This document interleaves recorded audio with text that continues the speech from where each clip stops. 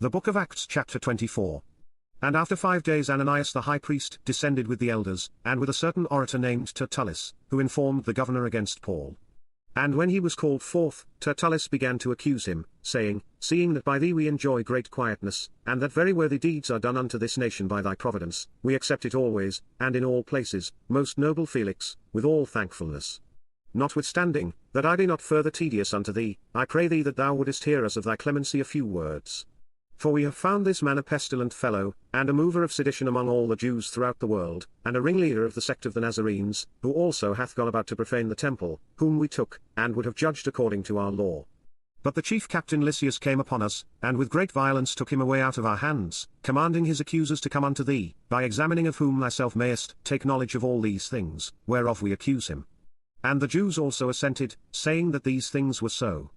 Then Paul, after that the governor had beckoned unto him to speak, answered, Forasmuch as I know that thou hast been of many years a judge unto this nation, I do the more cheerfully answer for myself, because that thou mayest understand, that there are yet but 12 days, since I went up to Jerusalem for to worship.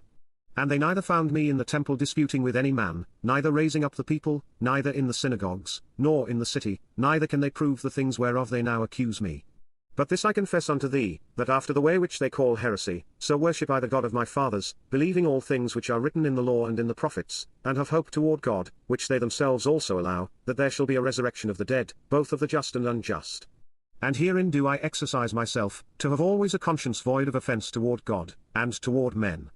Now after many years I came to bring alms to my nation, and offerings.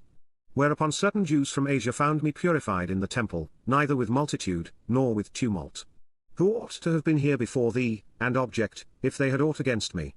Or else let these same here say, if they have found any evil doing in me, while I stood before the council, except it be for this one voice, that I cried standing among them, touching the resurrection of the dead I am called in question by you this day. And when Felix heard these things, having more perfect knowledge of that way, he deferred them, and said, When Lysias the chief captain shall come down, I will know the uttermost of your matter. And he commanded a centurion to keep Paul, and to let him have liberty, and that he should forbid none of his acquaintance to minister or come unto him.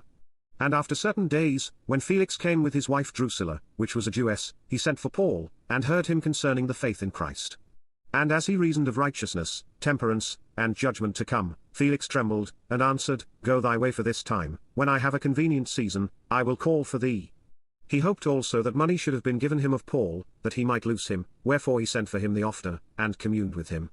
But after 2 years Porcius Festus came into Felix's room, and Felix, willing to show the Jews a pleasure, left Paul bound.